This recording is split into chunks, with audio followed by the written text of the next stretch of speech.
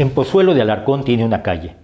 En su natal Alicante llevan su nombre una pequeña plaza con una fuente al medio y un instituto de secundaria.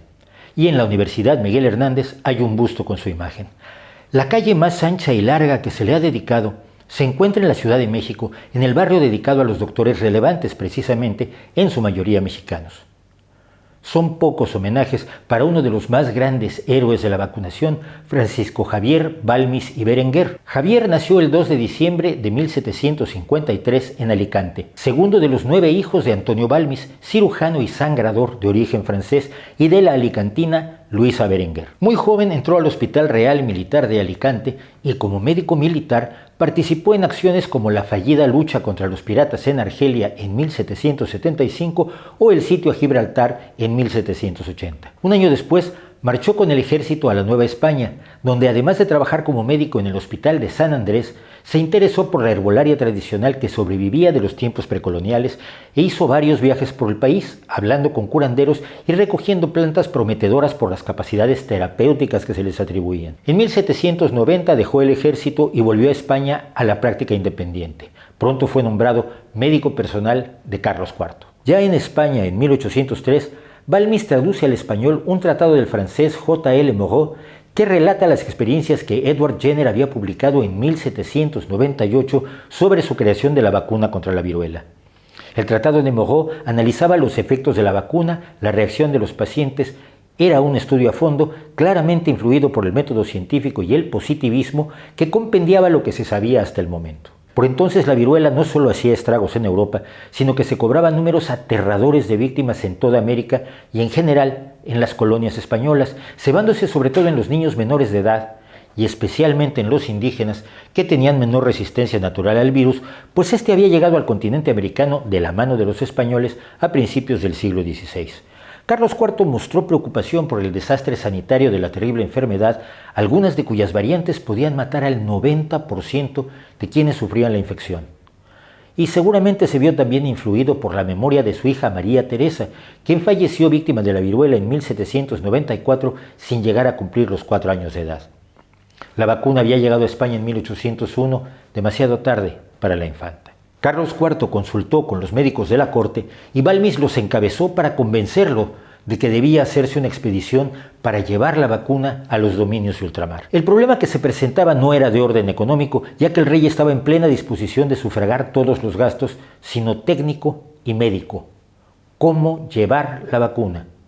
No había vacunas en cómodos frascos, ni siquiera producidas industrialmente. Cada médico generaba sus propios agentes inmunizantes a partir de personas que sufrían la viruela de las vacas, como lo había hecho Jenner. Balmis dio con la solución, una solución que hoy sería cuestionable, sobre todo habiendo opciones, pero en aquel momento no las había. Su idea fue crear una cadena humana donde la inoculación se pasara literalmente de brazo en brazo. Empezaría con un grupo de niños, huérfanos residentes en las inclusas de protección españolas, que deberían tener, según Balmis, entre 8 y 10 años de edad, no haber padecido viruela y no haber sido vacunados. Él los vacunaría y luego usaría su sangre para inocular a la población al otro lado del Atlántico. Las personas inoculadas podrían entonces ser llevadas a otro puerto y donar sangre para vacunar a otros y así sucesivamente. Era una solución brillante y en ese momento no había otra viable. Se pidió a las inclusas que designaran a los niños con la promesa de darles un buen trato al cabo del viaje y, finalmente, la llamada Real Expedición Filantrópica de la Vacuna se hizo a la mar en La Coruña el 30 de noviembre de 1803 en la corbeta María Pita, donde iban Balmis, el subdirector de la expedición José Salvani y Llopart, 10 médicos seleccionados por Balmis y los 22 primeros niños que eran las correas transmisoras vivientes de la vacuna, mientras que Balmis era el transmisor del conocimiento, el que explicaría a los médicos en cada puerto lo que debían hacer para extender la vacuna y luchar contra la viruela. La primera escala de la expedición fueron las Islas Canarias, para luego dirigirse a Puerto Rico y Venezuela. Allí la expedición se dividió en 2 grupos. Uno, dirigido por Salvani, marchó por tierra a Quito, Ecuador, para bajar a Lima, Perú. De allí, un grupo se dirigiría finalmente a Santiago de Chile, a donde llegó más de 4 años después de salir la expedición. Salvani fallecería en Cochabamba, Bolivia, en 1810.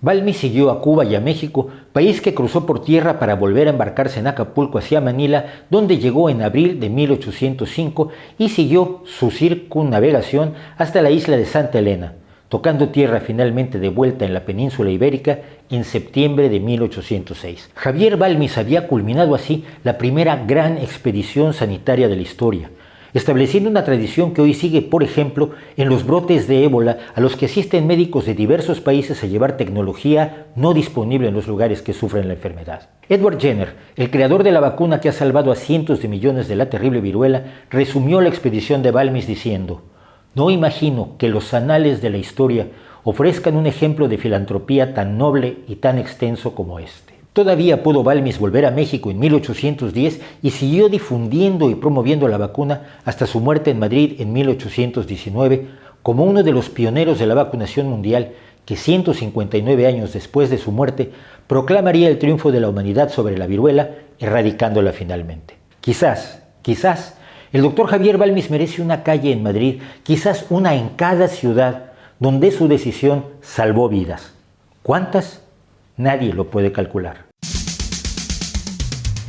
Poco contó sobre sus peripecias Balmis, sobre los amagos de ataque de piratas chinos o la mala recepción que algunas autoridades como las de Macao le acordaron. Pero su máxima preocupación, de eso hay constancia, fueron siempre los niños. Los que salieron de España, propuso, debían ser devueltos y podrían ser más felices si la piedad del rey les señala 5 o 6 reales diarios hasta que lleguen a ser aptos para ser empleados. Cuando las autoridades locales se mostraron reticentes a atenderlos, Balmis se quejó al ministro de Gracia y Justicia, José Antonio Caballero.